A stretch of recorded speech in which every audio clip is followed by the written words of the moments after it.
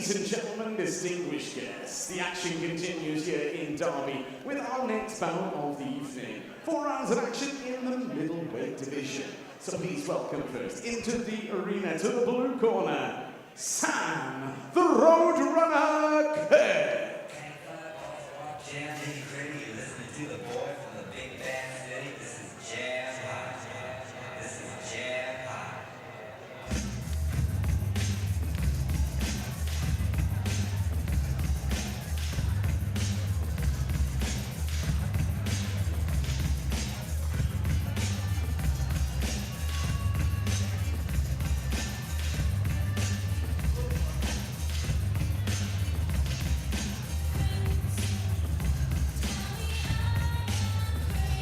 Sam Kirk boxing out of the blue corner tonight, the Doncaster. Yet to pick up a win as a pro, but had 24 contests, and as we mentioned earlier, it's the one before Christmas. Yeah, he's had some good company. He's been in with some good company. Bobby Dalton, former English welterweight champion. And now we welcome his opponent into the arena. To the red corner, please welcome Taylor Greig. Taylor Greig has had some notable wins against the 4-0, respectively, Brett Egan and Jagdeep Thorwal. He boxed Jack Mantell. Mantell won the first fight. It was a local matchup. They're potentially talking about a rematch in 2026. But Taylor Greig's done alright. Obviously, he's come up on this unlicensed circuit and he's trying to make his feet in the pro ranks. A bit more experience now. He's had 7 pro fights. I've seen him box a few times, I've seen him spar. He's got bags of talent. Probably just looking to get a bit more momentum with the fights and probably push on. So it'll be interesting to see how this one goes. Yeah, those notable wins that you mentioned, Egan and Thurwell, they were in a tournament similar to the one that you won. And he made it to the final against all odds and lost a Kirk Stevens, who then he lost narrowly on points, and Kirk Stevens went on to win the Midlands area title in his very next fight. Done very well in that prize fighter tournament, which I think there was somewhere in the millions, considering I'm sure he went into it with only a couple of pro fights. So he done well, done very well. He's probably taken some fights that guys with his level of experience wouldn't have taken, but I do respect that, because those fights, if we're in his favour, we could be having a different conversation today. So I do like a boxer who takes risk and believes in his ability. Yeah, his last fight was actually in Atlantic City in August. He took a fight prior to signing with Trilogy Promotions, who he's now signed to, which is Ashton's, and he boxed in Atlantic City, which is a nice bucket list item ticked off. 100%. That'd be an amazing experience, irrespective of maybe not getting the result, but there's a lot you're going to learn from that. Standing across the ring and boxing out of the red corner. His official weight on the stairs today, 11 stone, 1 pound, 8 ounces. Tonight, he enters the ring with a professional record of 4 victories, 1 coming within the distance and 3 defeats. Tonight, wearing the red, white, and blue from Derby, presenting Taylor Greig. Obviously, you can tell by the reception in the crowd here today that Taylor Greig is the home fighter boxing out of Derby. So of course, he would have had a great experience boxing in Atlantic City, but I'm sure he would like to be boxing back home here tonight. Home is where the heart is, after all. Of course. And he's overhauled his team as well, Taylor Greig. He was with Sam Goodrum in his early pro fights, but now he's with coach Dan Gray. So that will have we'll see what that's done to his style. Yeah, of course. There's an old saying that records are for DJs, and Taylor Greig's record might not tell the best story, but he's been in there with good company. He's a very well accomplished boxer, so we should see that here as the first round gets underway.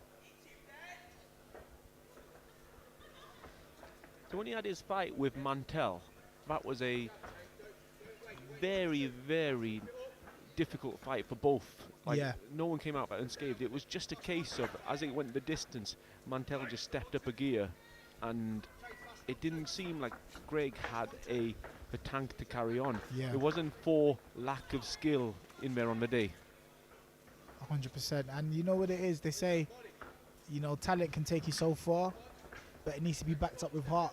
Heart can take you a lot further. And just sometimes you just got to bite down in the gum shield and just grit it through. So he probably would have taken a lot from that, and he would have learned from, you know, the 3 defeats he's had. So that should reflect on how he approaches this fight and fights that are to come in the rest of his career. Very comfortable switch hitter, though, Greg. He likes to box out of both stances and keep the distance. You know, with switch hitting, if you make it work, then great. Well, that was a great body shot from Taylor Greig there. His opponent definitely felt that. I think Sam Kirk, well, he took it well, he threw back. But yeah, just talking about the switch hitting, I think if you can do it well, great. I think there's a lot of guys who I see who do switch hit, but sometimes it makes them more defensively vulnerable. But yeah, each to their own, you know, if he's comfortable doing it. Probably seen one of the best switch hitters of all time retire in the last week. Yeah. Another good body shot from Greig. He is throwing some good body shots from the lead hand out of the southpaw stance. Oh, Sam Kirk comes back with a straight right to the body of his own. You are right with the switch hitting, because when I used to do it, it was my defense that just wasn't as strong from the other side. Yeah, another good body shot again. Yeah, and that's natural, you know. I'm an orthodox boxer. I can box from the southpaw stance, but you know, whether people won't honestly say this as boxers, but you're not going to be defensively sound in both stances. There's going to be one stance that defensively you feel a lot more vulnerable. So it just depends on what you do when you switch. You know, James DeGale was another prolific switch hitter as well. But yeah, Terence Crawford probably, in my mind, is probably one of the modern greats when it comes to switch hitting. So yeah. Yeah, I'd say him and Hagler are probably the 2 finest switch hitters of any era. But it's funny because, you know, Hagler, he'd probably box out of one stance for the whole fight. You wouldn't see him switch that many times within a fight. Yeah. But whereas that Terence Crawford can jab you from southpaw and turn around and jab you orthodox. You know what I mean? Yeah, his weak stance is better than his opponent's better stance. Yeah. That was a good first round for Taylor Greig. I think that's 1 round to the good for him. I really liked his body shots. His right hook to the body was finding a home. And if he carries on with that, then that could pay dividends as we get later on in the fight. I agree. Some of the other names that Sam Kirk's been in with as well. He's been in with Central Area Champion Dom Hunt, but he's also boxed Dylan Fitzgerald, who's appearing later on in the show. Yeah, Dylan Fitzgerald is a very good boxer. I was privileged enough to spar some rounds with him recently in lead up to this fight. And yeah, man, very good boxer. Still very young. Got hopefully a long, great career ahead of him. Round 2. And we get the second round underway.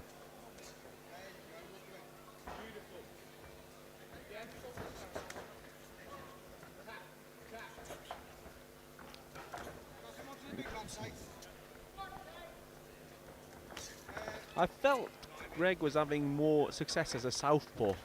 Yeah, especially with the lead right hands to the body. Obviously comes out in the orthodox stance.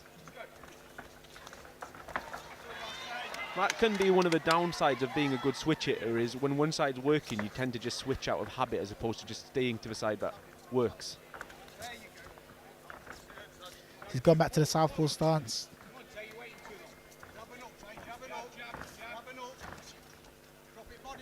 I have been quite impressed with Taylor Greig's punch selection tonight so far in these 2 rounds.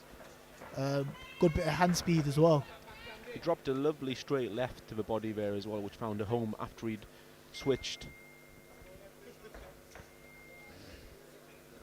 I can imagine, you know, being back in his home city today, he'd be feeling, you know, feeling quite good, quite confident, and it seems like he's enjoying the occasion. You know, they say a happy boxer is a dangerous boxer, so, and he certainly looks happy, and he looks dangerous.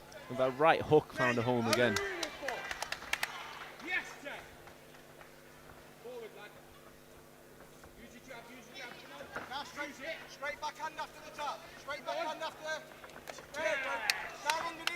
Good work again from Taylor Greig. Could hear his coaches asking for a straight backhand, and he followed it up immediately. Taylor Greig is looking impressive tonight. Looking very good.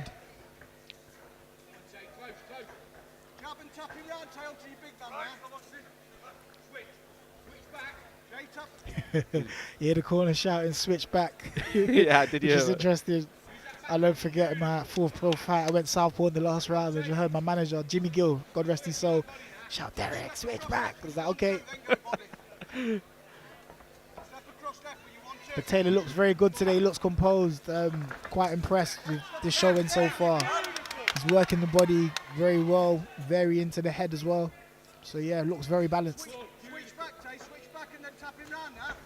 He's just been asked to switch back. It's quite cool commentating where you can hear the the instructions clearly from one corner. There you go. Get a bit closer, Tate. There you go. Lovely lead right hook there. Came right over the left of Kirk. I do agree with you. I think he is boxing better out of the southpaw stance. Now, whether that is to do with his ability from the southpaw stance or maybe his opponent, Sam Kirk, maybe not having much experience, boxing someone who's southpaw. But those body shots seem to be working because Sam was clutching the side of his ribs as he walked back to the corner. Yeah. As they say, you can have the best chin in the world, but when a body shot sinks in, there's nothing you can do about it. Honestly, I think all boxers have been caught with a body shot once or twice, whether it be in a fight or sparring, and I kid you not, it's probably worse than any headshot that your opponent could land. It just completely tells your oxygen to exit your body immediately. You can recover from a headshot based on good fitness, can't you? But that body shot is debilitating. And sometimes, you might not feel the body shots, but your body will start to feel the effects of them as the fight goes on. Seconds out. Round 3. Underway in the 3rd round, Taylor Greig comes out in the southpaw stance once again. And he's done well with those body shots. I think it shows because Sam Kirk was looking a bit weary walking back to the corner, and you can see he's making sure he's keeping his elbows nice and tight to his side, wary of the body shots coming from Taylor. Yeah, don't want to be taking too many of those. And you can see Greig knows that they've been working well, so Kirk now is a little bit more cautious because when something's working, you're going to keep doing it. Of course. I've been quite impressed with, Taylor Greig.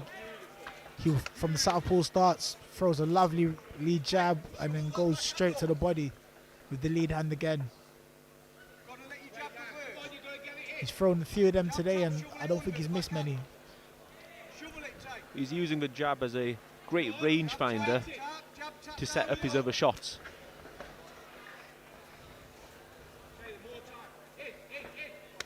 Oh, gets in with that right to the body once again. From the side of the ring, from the commentary table, you could hear that very clearly. But Taylor's looked very balanced today so far.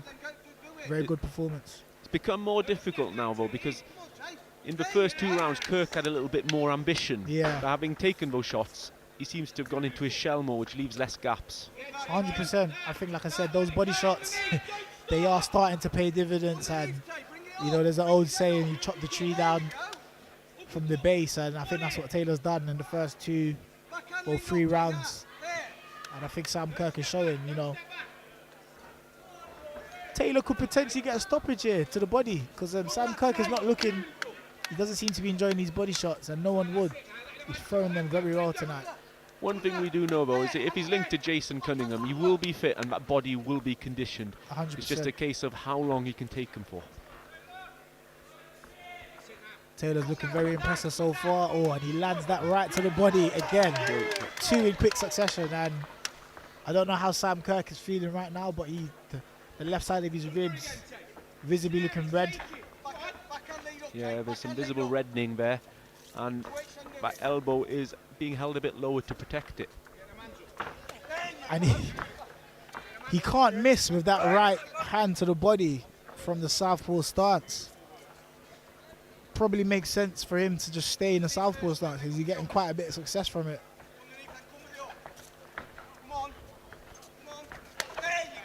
And another. And And another. another. Listen, you can hear those shots from ringside. They are landing flush. He's done very well so far. Very good performance from Taylor Greig in the first 3 rounds. If you were going to sum up this contest in a phrase, it would be right hook to the body. Yeah.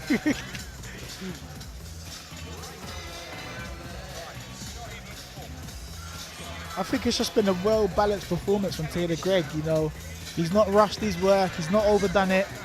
You know, he could have come out here very excited, being the hometown favourite. But he's been very composed. I've been very impressed with his boxing tonight. You know, he's not just rushed in. He's landed a lot of rights to the body, but he hasn't got overexcited with it. He's worked behind a beautiful jab, and yeah, so far very good, very impressed. Yeah, he's controlled the distance, he's controlled the pace. He's been in total control throughout the fight. And he's set up everything that he wants to do as well. It hasn't been reckless at any point. Yeah. Orders, 10 seconds. Seconds out. And they touch gloves for the final, fourth and final round here Fourth tonight. and final round.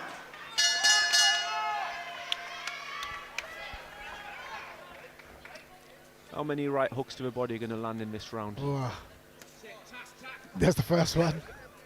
But yeah, Taylor Greig he's done very well, because I have to commend him for his composure.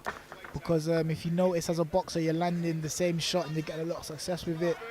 There could be a tendency to, you know, get trigger happy with it and just keep doing it again and again. But he's done it repetitively, but behind a good jab, and varied his work. So yeah. Yeah, he's kept setting it up. One thing I haven't noticed too much of, normally when someone lands right hands like that to the body, you'd expect Kirk's left to drop and leave a gap to a right hook to the chin, but that hasn't quite happened yet. No. But then you can also argue that his guard is quite up nice and high and blocking the headshots, but because his guard is high, he's not really reacting to the body shots and not bringing in his elbow tight enough. Hence why Taylor keeps finding a way around his elbow. Yes, why? And another lands right there, just as you mentioned it. Another one again, and Taylor Greig in there just laughing and smiling, you know, almost in disbelief that he's been allowed to land that many right hands to the body in the same spot from the southpaw stance. I mean, that is going to be sore tomorrow morning. He lands another one again. And I think, yeah, like I said, defensive. Sam Kirk seemed to be defensively sound to the head, but I think what he's doing here is just keeping what I call a static guard and not moving with the shots. So bringing his elbow down just a little bit.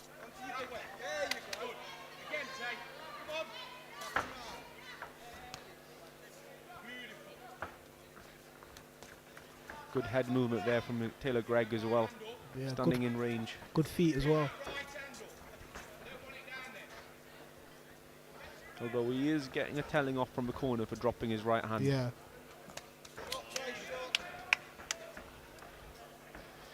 But I would believe that, you know, Sam Kirk is probably struggling to figure out in terms of where to position his guard, because when he's keeping his hands up nice and high, Taylor's, I beg your pardon, is going to the body.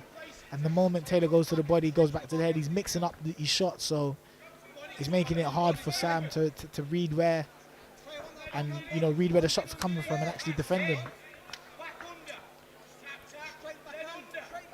Those body shots have definitely had an effect, because Sam Kirk is looking visibly tired without having worked much during the fight. I agree.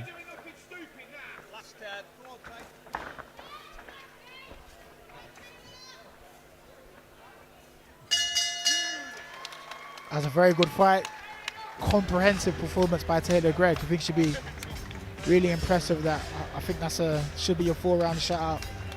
Landed some wonderful shots, was composed, didn't rush his work, picked his shots, and yeah, I think his corner will be happy with that performance, and I think Taylor should be happy with that performance as well. Yeah, great fight to get back in the win column. He's a respectful lad, is Taylor. I've seen him go up and fist bump the referee there, which you don't see too much of. Yeah, it was a very good performance from him. Really impressed, really impressed.